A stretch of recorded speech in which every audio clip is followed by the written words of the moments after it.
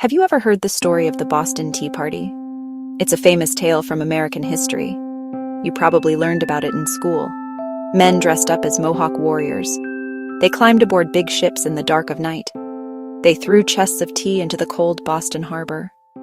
It was a bold protest against unfair taxes from a faraway king. But what if I told you there was more to the story?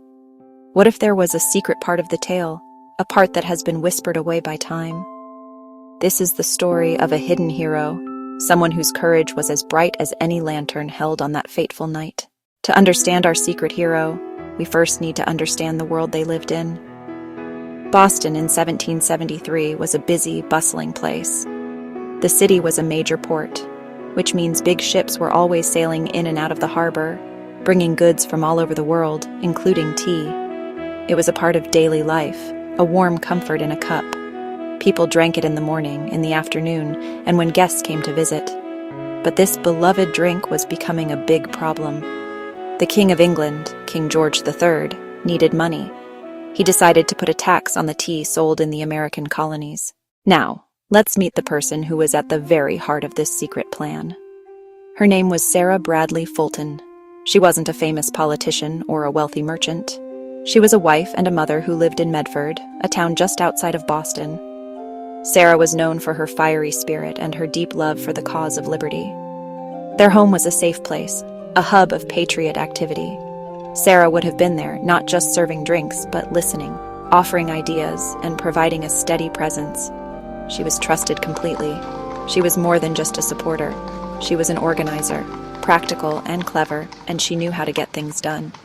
On the cold, dark night of December 16, 1773, Sarah's home became the secret headquarters for the most famous protest in American history.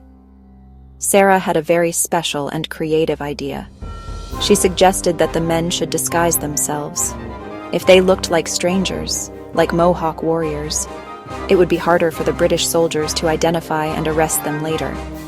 So, in the flickering candlelight of her home, Sarah and the other Daughters of Liberty went to work. With steady hands, they painted the faces of the men, drawing stripes and symbols that would hide their true identities. When they left her home and marched silently toward Griffin's Wharf, they carried her bravery with them.